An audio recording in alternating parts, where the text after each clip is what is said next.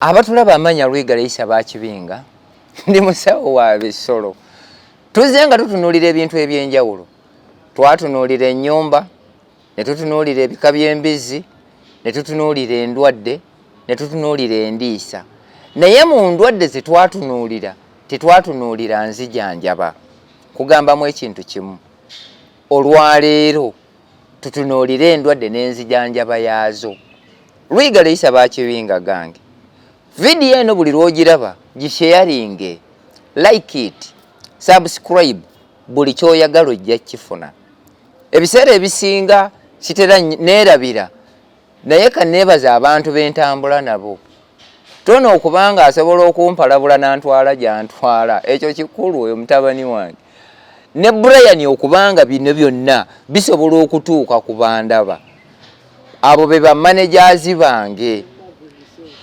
kati mukino mbagamba ekintu kimu twagala kulaba ndwadde bubonero bwabo twabutunuulidde ne tugenda kutunuulira nzijanjaba mwebale kulaba video mugisharinge mugiliking and subscribe endwadde ze tuyita eza swine fever taliiko ddagala zungu naye eddagala lye tukozesa liva mu bimera kyoba osooka okukola nga tonnajjanjaba twetaaga kufuuyira nju zaffe tukozesa ki noonya biosafe noonya noroclins noonya omo tubitabule tufuuyira emirundi 3 biosafe ziba miruzi 10 noroclins miruzi 5 saketi ya ome ey'ebitaano tutabule mu kidomola eky'emiruzi 2 fuuyira ennyumba yo yonna olwaleero lw'okitegedde enkya tofuuyira ddamu ofuuyire olwokubiri oluddako tofuuyira ddamu ofuuyire omulundi ogwokusatu kati omulundi ogwokusatu guno gwogattiramu eddagala lyaffe by the way eddagala lino liri packed in 3 packages in 1 liter in 2 liters ne 5 liters bw'oba ogenda kutabula lino eryaffe omulundi ogwokusatu funa miruzi 2 oteeke mu kidomola mwe watadde biosafe mwe watadde noroclins ne omo fuuyira ennyumba yo nga n'abayaaye mwebali lwaki mbayita abayaaye bawambizzi bw'onooba ofuuyidde toddamu kufuuyira ojja kuba otangidde obulwadde bwa swine fever kati eddagala liri funa miruzi 10 teeka mu lita 10 oziwe zinywe tuziweera ennaku 4 naye nga mu buli lita 10 tuteekamu miruzi 10 meaning nti bw'onooba oyina akadomola kamu aka 1 liter kayinza obutakugasa tandikira ku lita 2 oba lita 3 oba 5 kyonna ky'oba osobodde abamu abatasobola kugosiza lino ddagala zzungu osobola okunoonya omuddo gwe bayita muluko n'ofuna kigoogwa n'ofuna kannaalongo n'ofuna red pepper n'ofuna mulinga n'ogattamu ekiyonde ekyeru n'obikamula ne bimala wiiki emu fuuyira mu bisolo byo tojja kulaba ku kawawa tojja kulaba ku nkwa tojja kulaba ku kiwuka kyonna ng'ogaseemu n'oluwoko bw'oba tokisobola ekyo ffe lye tumaze okukola gyeriri linnya bulinnya mu paaka empya eyo kalina eri ku Namirembe Road gye bayita New Taxi Park Mall ku mwaliiro ogwokubiri eri room 917 bwe liba ddagala lya nkoko mweriri bwe liba lya mbizzi mweriri bwe liba lya bumyu mweriri n'eryente mweriri erijjanjaba n'okufuuyira mbagamba mu kimu treatment gye tuyita dosage oba administration eba ya nnaku 4. Olusooka ziteere mu mazzi n'enkya bw'otyo eddagala erisigadde mu mazzi g'otabudde teririiko expiry no, ne bwe lisigalamu osobola okwongerezaako. Lino si zzungu nti osanga liyinza okulwala, gye likoma okubeeramu gye lyeyongera obuka. Mbasabamu ekintu eki, buli lw'onaaba ng'ojjanjaba ekisolo kyo kiwe obudde kutya. Amazzi gano bw'oba ogiwa tugambye olina okumanya bongi ki, mu lita 10 tuteekemu miruzi 100, awo tujjanjaba. Naye bwe tuba nga tutangira butangizi okuba nti amazzi gano tuzikuuma nga nnamu waleme kubaawo bulwadde buzitawaanya, mu kidomola tuteekamu miruzi 10 zokka, mu litaazi 2 tuteekamu miruzi 10 oba 5, ojja kuba ogemye oba otangidde. Naye bwe buba buto, buno bunnaku 3 wiiki mwezi, tulina kawa miruzi 10 nga tukanywesa. 1 abamu mutera obukuba iron, naye mulina eddagala ffe lye tukola mulimu ebimu bye tugattamu, tegyetaaga gikuba mpiso, ginywese bunywesa nga ya wiiki, ojja kulaba nga embeera eteredde. 2 bwe baba nga mugenda kukozesa ddagala zzungu, tulina gikuba muno mu matu muno, wano awali amatu wano wandiisenga anti mu Luganda sirumanyi. Kale kiba kitegeeza nti kye tukola kijja kuba tukikwasaganya. Enzijanjaba y'ebisolo nga tukozesa ddagala zzungu, oli bw'akugamba nti ekisolo kikubira ennaku 4, mbagambamu ekintu kimu kyakola aba takitegeera. Mwewale nnyo okukozesa eddagala eriri substandard. Bw'oba okozesa eddagala lya German, okozesa eddagala lya Belgium, okozesa eddagala lya Holland, okozesa eddagala erya UK, okozesa eddagala lya USA oba Korea, eryo lyo ekisolo tukikuba omulundi gumu ku kusinziira ku buzito bwayo. Ekisolo ekiri eggwako togezaako gikuba eddagala lye bayita penny strip, lijja kuvaamu. Abamu mugenda ne mulowooza, ate nze kambagambe si buli ayambala ettaawo nti musawo. Bwe baba batusomesa gye tukozesa industrial training ye determininga ki kyogenda okubeera. Ogenda kuba mulimisa, ogenda kuba musawo wa bisolo. Bw'ogenda ng'obwongo bwe businze kutegeera bya nnimiro, batutikkira olunaku olwo. Naye certificate oba diploma oba degree gye bakuwa yeeyawula ki kye wayita. Omusawo bw'akugamba nti tukozese lino eddagala, bwe litakola enkya tukozese liri, omanya nti oyo si musawo, oyo mulimisa. Ekyo kye mbasabamu. Ate nammwe abasawo abali eyo abandaba, I know mwewale nnyo okukola ekintu ky'oba totegedde. Obulamu bw'abantu n'obw'ebisolo always about consultation. That's why emulago tulina be bayita ba consultants, ne mu veterinary tulina be tuyita ba consultants. Tekikukwasa nsonyi kunkubira simu n'ongamba waliwo ekinnyimiriddemu, that means nti ojja kuba okola ekitegeerekeka.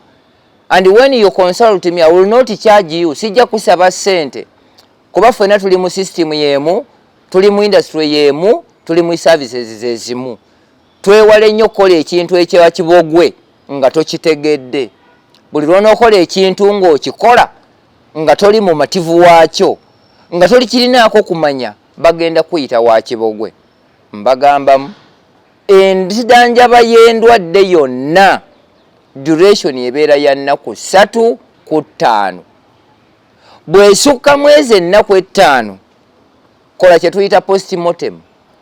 Lwaki kyojjanjaba kiganye? Gwatamanyi ddagala lye litakola.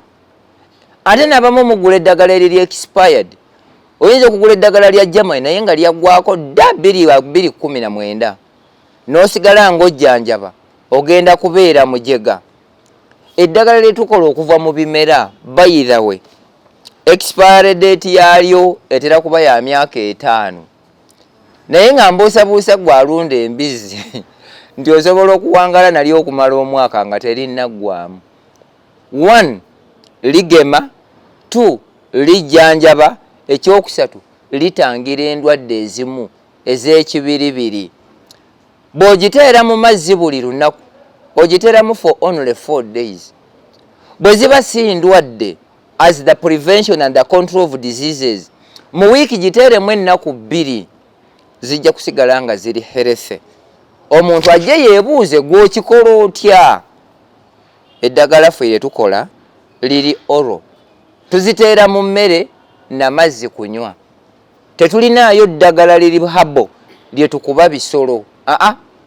Ne bwe ziba nkoko tuziteera mu mazzi oba kuziwa zo kunywa nga zo. Ne bwe buba bumyu tubuteera mu mazzi oba kokka wangako okunywa. Tuba tugemye n'okujjanjaba nga tujjanjabye.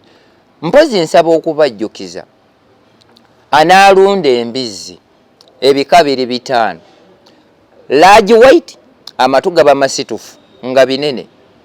Landless, amatu manene nga gaagwa.